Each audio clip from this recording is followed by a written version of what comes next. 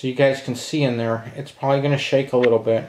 I'll back off just a little bit, but you can see how you can see to the bottom, and it still has the tint. Looks really nice in there.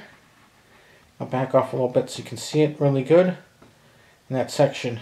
Not bad, hey? Hi guys and gals. So remember the waterfall section I put in with that water wave stuff from Woodland Scenic? Well, this is it.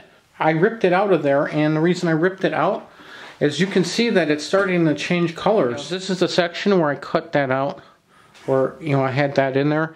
And then, like I told you, for the first week I had it in, the stuff looked wonderful. I thought, hey man, this is going to be awesome. But unfortunately, the stuff started going from crystal clear to yellow. So you can see that, you know, it didn't pull any paint off or anything. It's all good still in that area. It's a little sticky. So I'll probably take a combination of the different waterfalls I've made using this stuff. I know it's hard to see. And somehow place it in there. I'll probably have to cut them in smaller pieces and kind of layer them up around the rocks and stuff. But I think I've had pretty good success with the water. So I'll just kind of show you with this one. It has great texture into it. I know it's hard to see. See how the texture is really cool? I'm thinking that texture that I put on there is going to make it really easy to paint the paint it, you know, with make it look like it's frothy. But the problem with it, as you can see, is it's very flimsy. See how it bends really easily? On that, you know, this piece is a little bit larger. It wouldn't really fit there, but as you can see, the flimsiness is what's kind of causing an issue for this area where I want it to not be as flimsy.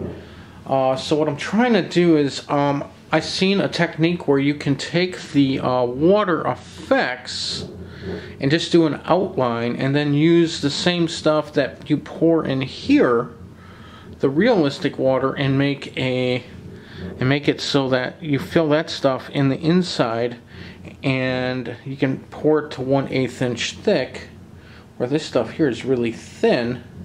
I'm thinking that little thicker, if I make it a little thicker, it should be able to be better in that area. So I'm probably going to have to redo this waterfall section. I do have a waterfall in the back of that. I haven't painted it, but you can hardly see that the waterfall's there. It's so clear because I put that one on the glass and it's become really clear. So I might take one of these other waterfalls that I made and maybe cut it or something and put it there, because look at now, if I, you know, obviously it's not there exactly, but you can see the difference, right? It looks a lot different, and that's the stuff that was on the wax paper. But you can definitely see that, and what's kind of interesting about that wax paper, giving that little extra appearance, you don't necessarily would have to paint any of that. So I'm probably going to put another layer on there. This is a little bit big. This was actually meant for a different. That's it. We get a switch and we get a couple screws if you want to mount it to something. What I have been doing is using Velcro. So they also have a sticker pad here, so you can stick it on. I have Velcro stickers. You can stick on this, and then you put the other Velcro on the other side, and it works great.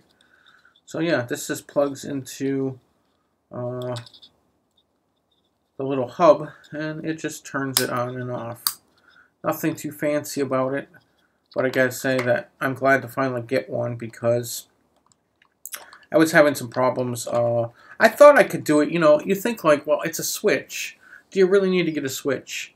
And after using the Just Plug system without a switch for several months, I gotta say that I'm really happy to finally get a switch, and it was on sale. And so that's really what the switch looks like. Good afternoon, everyone. I still haven't poured this section, but I want to work towards getting there either today or tomorrow.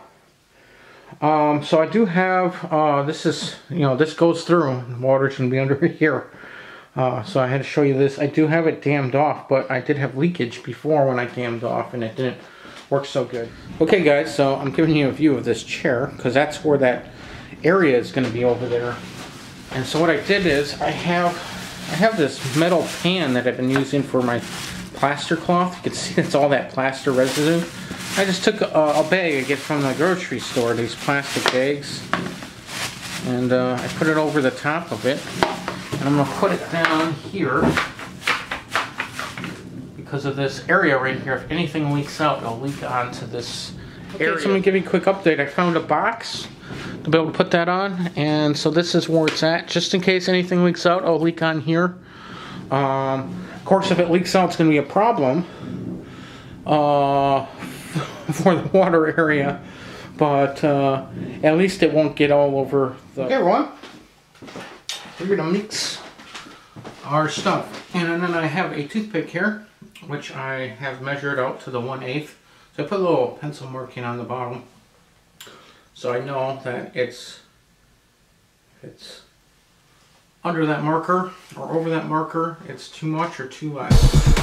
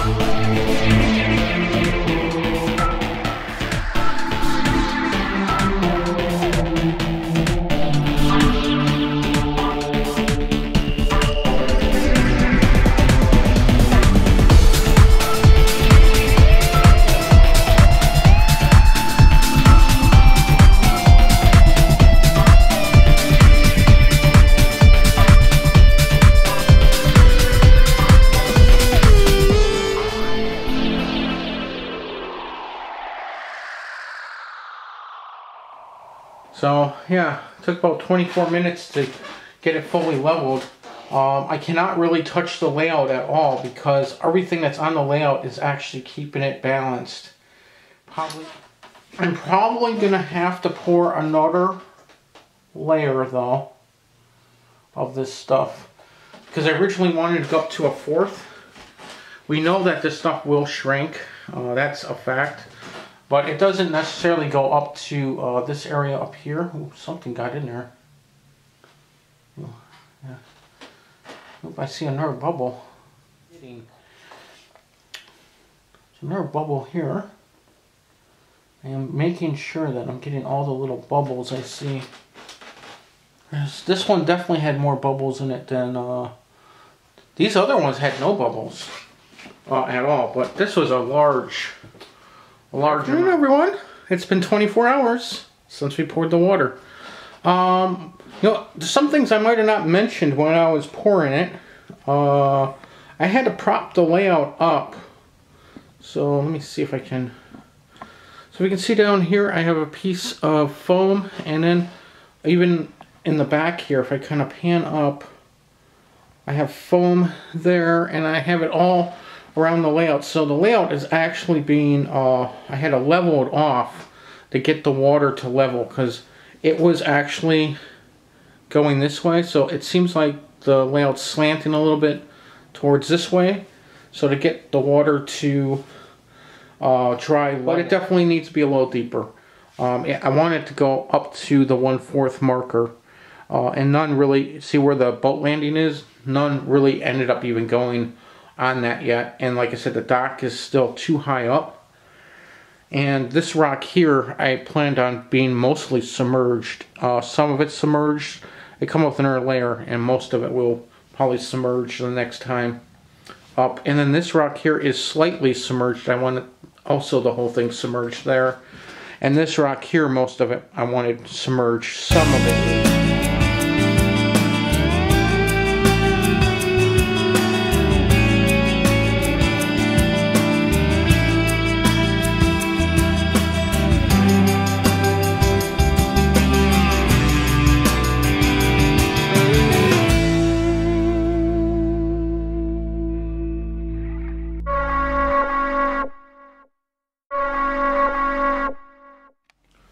Okay guys and gals, quite a bit more leaked out.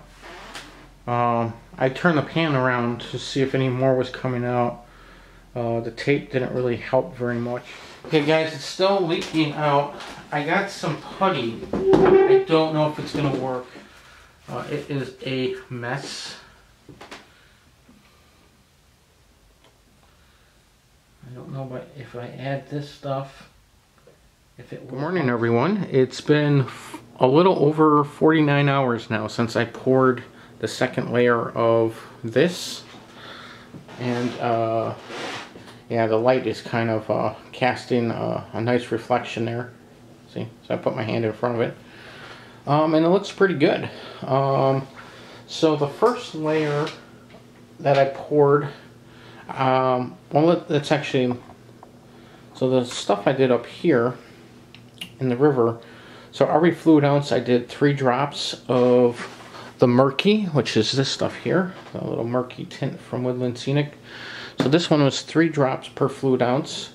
The first layer I did on this was 4 drops per fluid ounce, and then the final layer was 5 drops per fluid ounce. So this is a little darker than the stream up there, but you can see if I zoom in good enough that you can still see underneath. So you can still see the paint underneath, and you can see the talus and the rocks and all that kind of stuff. Like here the rock is submerged and it's hard to see because of the glare I'm getting from the light. But everything looks really good. And I did have some problems on this last layer here. It started leaking out over this area, and I think I showed you some of that. So this is where it leaked out a little off the edge over here where my finger is. What I did to actually get it to stop leaking, and I tried a lot of different things, so I ended up putting the water wave stuff here on the corner, kind of in a big area, because that's where it seemed to be coming out.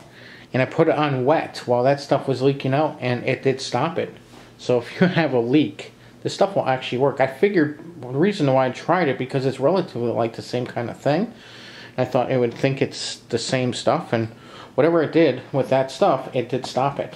It stopped the leak. But from when I poured this to this stuff leaking out through that little tiny hole that was there, I lost probably about, I would say, about half of a fluid ounce. That's quite a bit, maybe even a little more. So there were a couple things that were submerged more, like the rock that was here and the rock that was over here, and even the stick were submerged a lot more than what they ended up being, because I did lose a little of the liquid.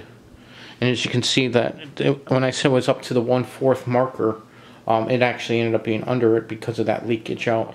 So I got some other things to do around this area, of course. Dress it up, and I need to put in all the current. There's going to be current here, and obviously the waterfall is coming off of here with you know, and then I have to paint it with the white water and all that kind of stuff. So there's a lot more to do.